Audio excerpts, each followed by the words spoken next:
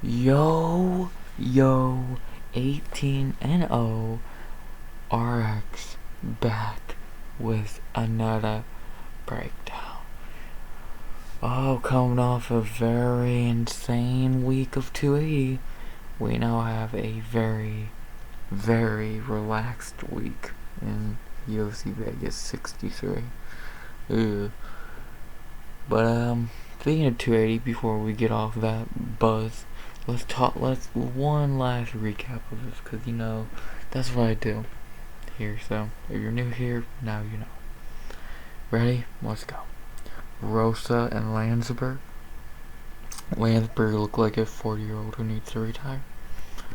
Mukayev and Gordon. Mukayev is really fucking good. Petrosian and Dobson. Exactly what I expected. Abubakar and Gadzi. Exactly what I expected.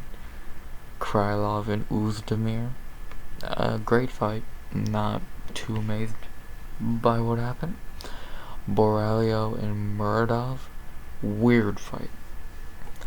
Muhammad and Brady. Brady has no gas tank. Fierro and Shukagian. Pretty much what I expected. Dariush and Gamrot. Why did Gamrot look like shit? O'Malley and Yan. I scored it for Yan, but I don't think it was a robbery by any means, and I think could have went either way. I'm happy it went the way that it did. Sterling and Dillashaw. TJ's done. Makachev and Oliveira. We're in the Islam era now. We got another fucking Khabib. Oh, Christ. We cannot escape these fucking Russians. But that was 280. Pretty fun card. It didn't live up to all the hype, but I really don't know how the fuck it could. We were giving that shit so much hype. But overall, it was still a fun little card. Nothing insane happened outside of O'Malley, but nothing bad happened, so it happened. But now we move on to a card that is just gonna happen. Not much more to be said about it. Qatar and Allen. Let's talk about this card. Before I do, please like, comment, sub, 100 subs before the end of the year. As always, let's talk about some fights. I'm gonna start off with saying the first two fights of the card are short notice replacement fights. And if you know me, I do not do tape study. I do not look into fighters. So I don't know anything about the two fighters that stepped in. All I know is that they stepped in. So I'm not gonna really talk about these fights. I'm just gonna say who I think's gonna win. First, not in just, and then we'll start off with the first fight of the card. Weems and Rodriguez. I'm probably gonna go Rodriguez. He looked good against JSP, and Weems is coming on really short notice. Durden and Mota. I've heard very good things about Carlos Mota, and I don't think Cody Durden's that good, so it should be a good win for the favorite Mota. I think he will get the W here. So, if you really wanted to hear me pretend I know what I'm talking about, then I could have went in depth on those fights, but I doubt you wanted me to do that. So, yeah, Mota and Rodriguez. Let's talk about some fights. First fight of the night, that's not a short notice replacement, and a fight I'm very excited for because I'm a fan of one of the fighters. Chase the Dream Hooper versus Steve Mean Machine Garcia. Let's talk about Chase the Dream. I think a lot of us know Chase, the skinny Ben Askren's son. Ben Askren's skinny son. But he can fight, just he's looked very bad at times. In the UFC, he is 3-2. His wins: Daniel Tamer, Peter Barrett, and Felipe Colares. His losses: Alex Caceres and Steven Peterson. when he's on his game, he's been looking pretty good. Against Tamer and Colares, he got good finishes. Against Barrett, he kind of lucked into it, but still he showed heart. Because Saracen Peterson just neutralized anything he did, and he had no backup plan, and he had no options outside of what he planned for. So he's only 23, so I'm not shocked by that. But still, I'm worrying. He looked great in the last fight against Colares, a fight where I was a little hesitant in picking him and all that, but he looked great. He showed great transitions. He really didn't show striking, which is his flaw, but I'm pretty sure he wanted to go train for Steven Thompson. So when he is going to need to strike, he will be able to show that. And yeah, overall, he's still improving. He's not at his full potential yet, I don't think. So overall, he's still improving. He's only 23. He got in the UFC when he was 18, I believe. If not younger. If not a little older. His UFC debut was when he was 20, for fuck's sake. So I'm not shocked. Let the kid still develop. He's getting better, though. That's one. Like, if he would have lost his last fight against Colares, he might have been in Bellator by now, because it was do or die for him, because he was coming off some iffy performances, but he got to win. Now talk about Steve Garcia. Not the best fighter in the world. He is 1-2 in the UFC. In his debut, he did lose to Luis Pena, and then he came back and got a win over Charlie Ontiveros. And then his last fight, he got flatlined by Misha Hate, however you say that name. So yeah, not a great UFC run for him. Some ups and downs. Like, he does have a win, but if you really look into that win, it was not a good looking win. He had issues with Charlie Ontiveros. Charlie Ontiveros, come on. Yeah, I'm not gonna fucking hide what we're all thinking. Garcia's not really good. He's not very good.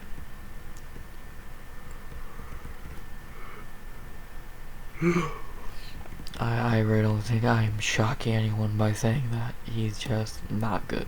So, not much more to say. Not much more to say. Betting odds for his fight have Chase Hooper minus 220 to plus 180. I would kind of agree. Hooper just seems like he has everything he needs to win a fight against Steve Garcia. Garcia, I think, is moving down, yes, and is not very good. So I do see Chase winning here. I do agree with these betting odds. So I am going to go Chase Hooper by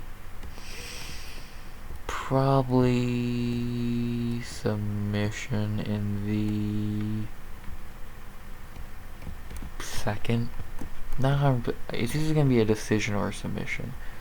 Not 100% sure yet, but I'm feeling a submission here.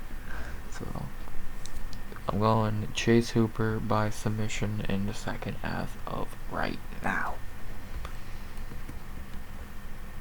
Let's go get into the next fight. If I seem a little off, I did kind of just wake up not long ago, and I really don't want to be doing this, but I do this for y'all motherfuckers. So next up we have Joseph Ugly Man Holmes versus John Iron Turtle Young Park. Let's talk about Ugly Man Holmes. In the UFC, he is 1-1. In his debut, he on short notice he did lose to Jamie Pickett, but then earlier this year he bounced back with a knockout turned into a submission of Alan Armadowski. So we know he can beat Alan Armadowski, so we know he's capable of fighting in the UFC. Joseph is still has many holes in his game. Very good on the ground. Striking is there, but still needs some work. Overall, he's still a work in progress. He's not bad, I don't think, but I don't think he's the best fighter in the world or anything. So he's still developing. He can beat Alan Armadowski. That's all you need to know. To talk about his opponent, Jun Young Park. He's not a bad record in UFC, 4-2. He's beat his wins Marc-Andre Barriou, John Phillips, Teflon and Chukwui, and Eric Anders. His losses Anthony Hernandez and Gregory Rodriguez.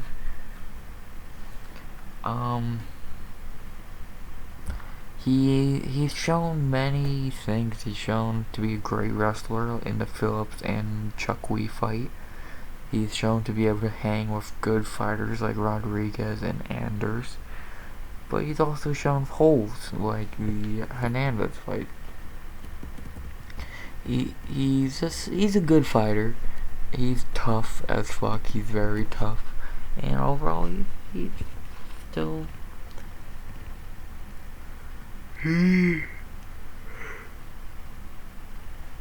He's good. I think he's good. And the betting odds for this fight have Jun Young Park minus 240. Sure. I don't know. I'm not even gonna lie to you guys. I'm really off right now in this recording. Fuck. Park minus 240. I don't agree. I'd probably have him about minus 180, 190. He should be a favorite, but I don't know if I'd have him like 2-1. And with that being said, I am gonna go with the dog here, just cause how could I not pick Ugly Man Holmes? Come on now. So I am gonna go Joseph Holmes by decision here. How can you not pick Ugly Man Holmes? Come on. I think he can win. I don't know. I think he can win. Do I think he will? Probably not. But I gotta go Ugly Man. Will that backfire on me? Will he probably get demolished? Yeah. But for fun, I'm picking him. So Ugly Man by decision. After that, a battle of heavyweights who we pretty much know what we're getting. We got Andre the Pitbull Arlovsky versus God fuck this guy's name, Marquez Rodrigo Peso de Lima. Not gonna go in depth on these two. If you don't know them by now, you don't know what I don't know what you're doing here. We all know Andre Arlovsky, 44 years old almost, on a 4-fight winning streak. Really lost his last one, but still looking decent in the UFC and winning fights at 43 years old with a record of 34-20. Been doing this for fucking ever, and it's still rolling. For de Lima, he is a little younger, but not by much. He's only 37. But we've also seen a lot of him in the UFC. I think you know what you're getting with de Lima by now. You're getting a dude who is 50-50 as fuck and is not that great. He has a lot of power, but not great. Like he knocked out Ben Sassoli wrestled Marcy's Green, KO'd Ben Rothwell, but against Alexander Romanov he lost. Against Bukoy Ivanov he lost, but I think he got robbed in that fight. Honestly, he's very hot and cold fighter. He's very hot and cold, a lot like a Michael Johnson. But it's weird how hot and cold he is. So.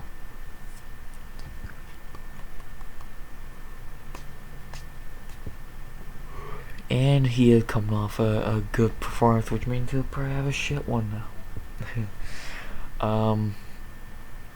The betting odds for this fight do have De Lima minus 185 to plus 155. I disagree.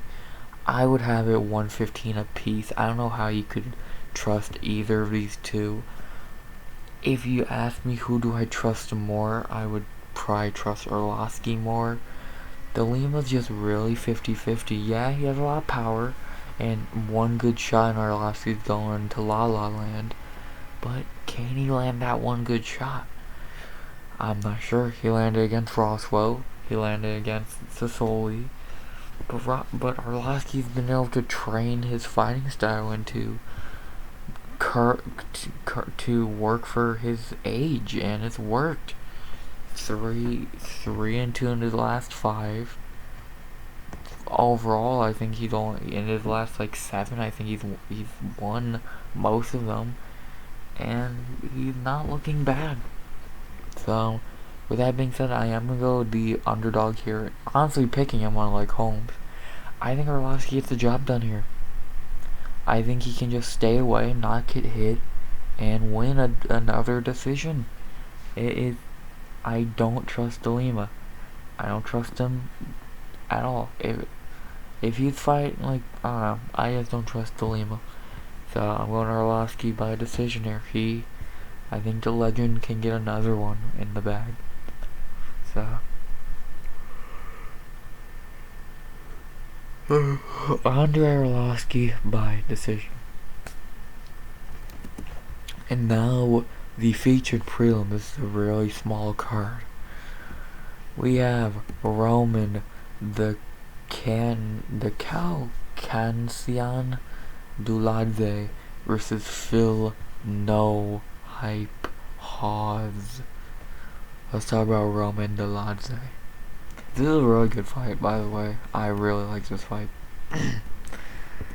Roman Duladze in the UFC is 4-1, in my opinion. Really 5-0. He got robbed against Trevin Giles. He's had good and bad performances. He knocked out his debut opponent, but then had pretty weak performances against Allen, Staropoli, and Giles. But then in his last fight, ran through Kyle Dawkins in less than 90 seconds. He shows potential, and he's very powerful, very strong, and he's not a bad fighter, but he's the biggest problem for him. He's very okay with having a boring fight, but winning. The Staropoli fight, I swear to you, was 15 minutes of him in fucking against the cage holding Staropoli. Not even fucking kidding you. Swear that's what I remember from it. He's good. He has a lot of power, and maybe he can use it in this one. This wrestling could have much to be desired. To talk about Phil Hawes, though, a dude who's had many ups and downs in his UFC career, but it seems like he's finally getting on track in a way. In the UFC, he is 4-1. Only loss was to Chris Curtis. Besides that, he knocked out Malkoun, beat Nasruddin Imavov. That one has aged amazingly. Also beat Kyle Dawkins, coming off his best performance of his career so far against Darren Wynn. Dude's looking good. Dude's looking really good. Looks like he's finally finding his footing in the UFC, and this is a good step up in competition and a good fight to show if that's true. Because he has good wins. Nasuddin, that win has aged so great it's not even funny. Imavov right now is a fucking top 10 fucking middleweight. So, Hawes can beat really good guys, just for some reason, at times in UFC, he never could put it together. That Curtis fight, he fell apart. And then he comes back a year later almost and runs through and puts on a flawless victory against Darren Wynn. So, it seems like he's finding his footing now, which it's good to see that. He has potential. He has potential. The betting odds for this fight have Hawes minus 165 to plus 140. Yeah, probably. I think he's just the better fighter here. Delade will give him a challenge, but overall I think Hawes should be able to do what he has to do to win. And I really don't think there's much else to say. Could I see Delade winning? Yes, but do I think it's likely? No. So I'm going Phil Hawes by decision. I think he should be able to get the win here. I should. Delade's weird though. The one time I picked against him, he caved in Kavarakis' fucking nose. So, you know, that happened. But yeah, Hawes decision.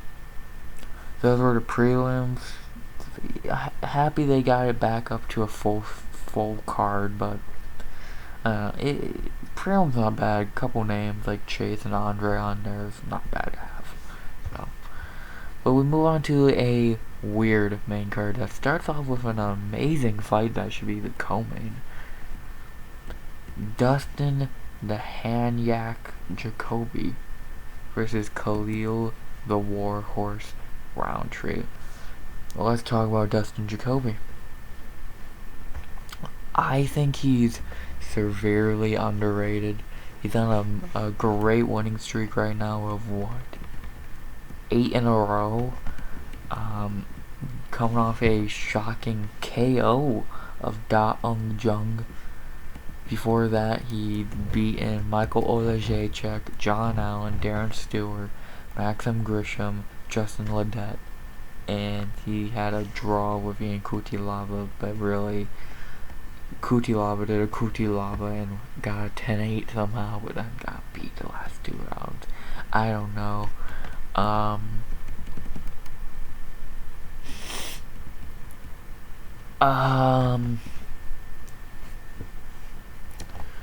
He's good. Jacoby, like, the weird thing with Jacoby is he doesn't do anything amazingly, but he just does what he has to do to win. And it seems like that Da Ung Jung fight, flatlining him like he did. That's interesting, man. That's interesting. Maybe is he finally finding his power? Because in a fight like this, you're not going to be able to match the power, but you're going to need to have some to throw back. This is a step up in competition for Jacoby. I think it's long overdue. I think he should have been fighting real fighters like this 3 fucking fights ago. But, you know, keep giving Michael Olejniczak and fucking Da Ung Jung makes sense. I think Jacoby's really good. Severely underrated. Another guy who I think is really good but proves that statement to be wrong a lot of the time is Khalil Roundtree.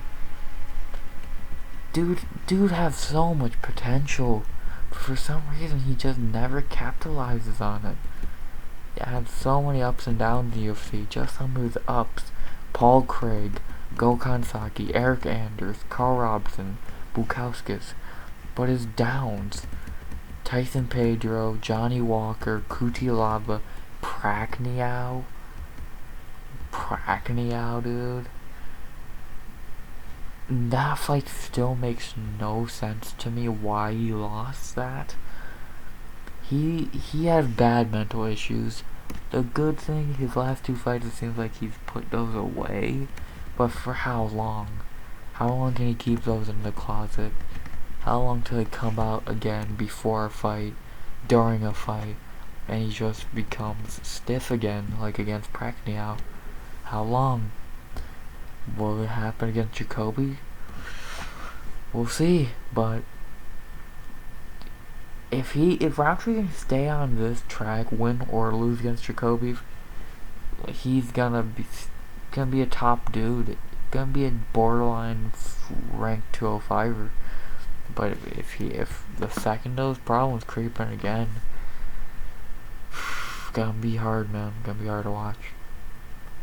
But outside of the mental issues, he has talent, powerful as shit, great kicks, but he's just mentally fucked at times and not a lot good. The betting odds for this fight have Jacoby minus 170 to plus 145. I'd move Jacoby down a little bit, maybe to minus 140, 150. I think he should be the favorite, but a very small one, because Roundtree is one shot, one kill. Plus, this fight I think can go either way. Just Jacoby. I trust Jacoby more than Roundtree, so I am going Dustin Jacoby by decision here. He should be able to get the win here. But one good shot by Roundtree, and Jacoby stiff as a board on the canvas. So, Dustin Jacoby by decision. These next two fights I'm pretty much gonna run through because they're a waste of fucking time. Ready? Let's go. Tresean Gore versus Josh Fremd. Not gonna waste time. Tresean Gore sucks. Josh Fremd should be able to win here. Going Josh Fremd by not sure yet. And then Waldo Cortez Acosta versus Jared Vanderaa. Waldo is my lock of the night. He should run through Vanderaa. And yeah, not much more to say. Let's talk about the co-main event of the evening. A okay fight between some veteran welterweights. Tim the Dirty Bird Means versus Max Payne Griffin. We don't need to go too deep into these guys' background. I think we both know them by now. Tim Means, wise veteran, been around a while, knows what to do, knows what he's doing in there, and he does it decently. Really good jab, decent striking. He wins fights he should, like Star Poli, Dalby, but he loses when he should. Rodriguez, Holland. He's a good veteran. Not much more to say. A very good veteran. Max Griffin, on the other hand, could easily be fucking 5-0 in the last 5. I think he beat Magny. Oliveira, I don't remember that fight too well. I would have to go back and rewatch. But then almost ripped Ramiz's ear off. And KO'd Song. And beat an old Carlos Condit. He's looking the best he ever has in his career at 36 years old. A lot of people think he just beat the 12th ranked welterweight, and now he's fighting Tim Means. A little weird booking wise, but by that logic he should run through Tim Means, and I think he will. This should be a pretty easy win for Griffin.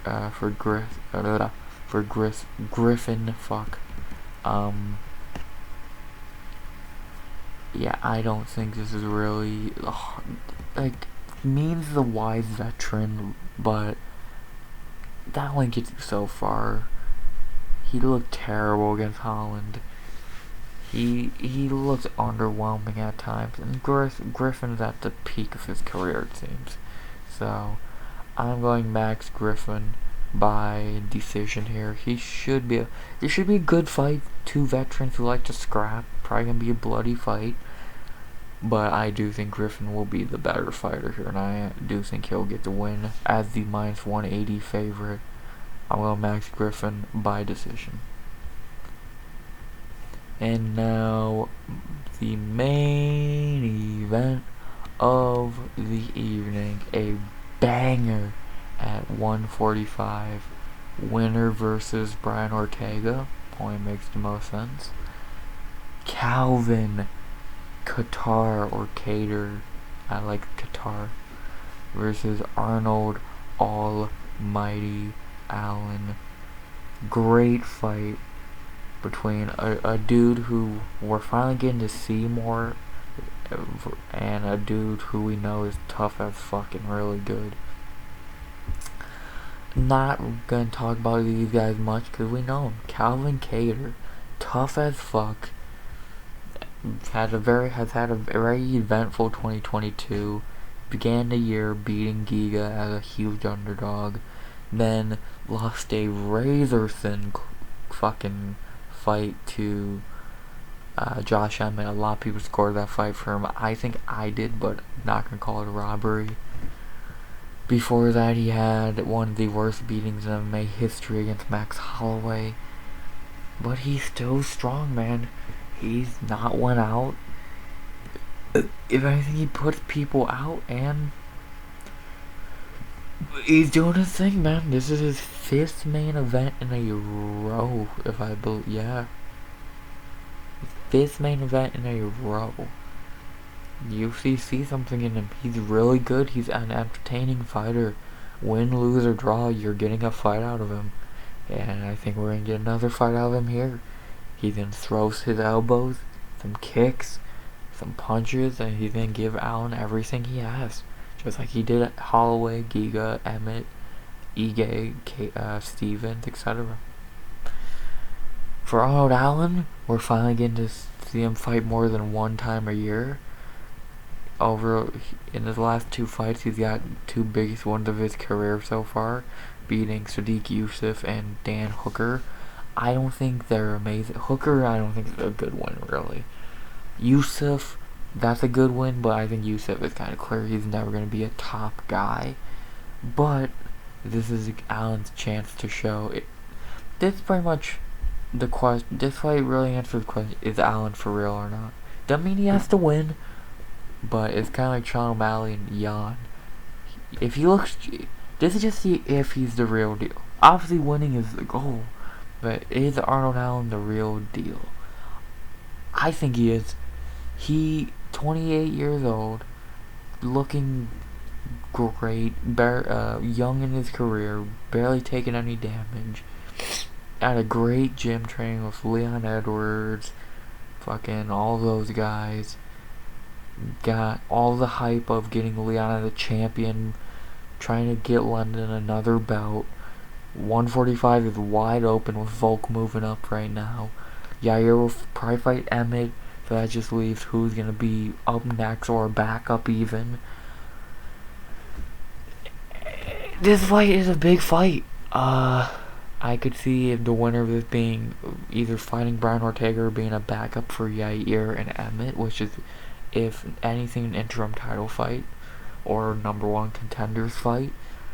And this fight's a good one. And the betting odds have Calvin Cater minus 125 to plus 105. Honestly, I would have them near even 115 apiece. Only because we've not seen Arnold Allen A, in deep waters, and B, against high level competition. And to see him in both those situations, Calvin Cater's the perfect fucking dude. He's gonna put you in deep waters, and he's gonna fucking give you everything you can handle, and then some. So, how can Allen handle the pressure of Calvin Cater? We'll have to wait and see. What do I think's gonna happen? I think Allen's the real deal, and I think he will pick up the W here. I think it's going to be a tough one. I think he's going to leave with some cuts, some pain, some blood. But I do think he'll be able to walk away from the apex with a W here. I think Arnold Allen will get a win. Going Arnold Allen by decision. Probably a split. 48-47, 48-47, and 48-48. 47. Just knowing judges being stupid as fuck, so, you know. So, that's the card.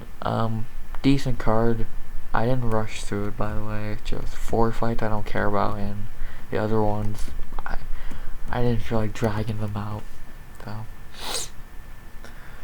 But to go over my picks one more time, probably on Christian Rodriguez by, we'll say, decision. I'm going Carlos Omoda by decision. Chase Hooper by submission in the second.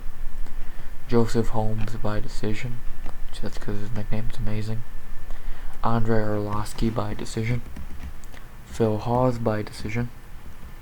Dustin Jacoby by decision. Josh Frem by probably not decision. I'll probably pick a way he finishes the fight, not sure yet. Waldo Cortez Acosta by knockout in the first lock of the night. Max Griffin, why can't I say Griffin today, fuck, by decision. And Arnold Almighty Allen by decision. Decent little card. Good way to relax after 280. Like, you can just put this on, sit back, relax, not really anything to be fucking worried about, and enjoy. Same thing with next week's card, really, which is Rodriguez and Lemos. Amazing main event. I'm so hyped for that fight. The card under it's not fucking screaming much, but you never know. You know, UFC doesn't give a shit about Apex cards, which is lame as fuck, but what can you do?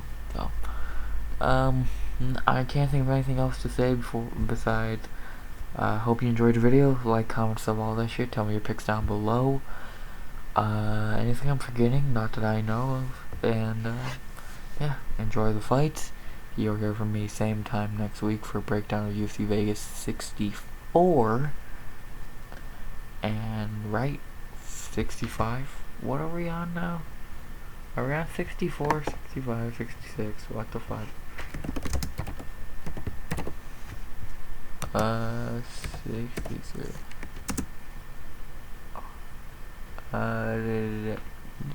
UFC 60. Yeah, okay, I was right. Next week is 64. So, hope you enjoyed the video. As always, RX out. And Anderson Silva is gonna KO Jake Paul.